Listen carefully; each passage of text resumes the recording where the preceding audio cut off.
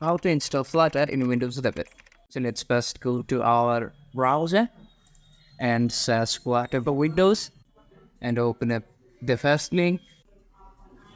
Now download the stable version. The zip file will be downloaded and wait for your zip file to be downloaded. And after the file is downloaded, extract the file, select the path and click OK. And the Flutter file will be extracted. And after the file is extracted, simply copy this file to your Windows C and paste it here.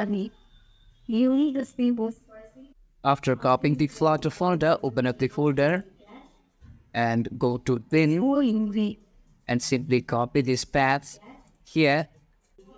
And after that, go to Windows and search for edit the system environment variables. From here, go to environment variables and under system variables, go to path, click on edit. From here, select new and paste the Flutter path that you have copied and click on OK and open up command prompt and simply type Flutter and hit enter. And if you have successfully installed Flutter, you will be able to see this on your screen.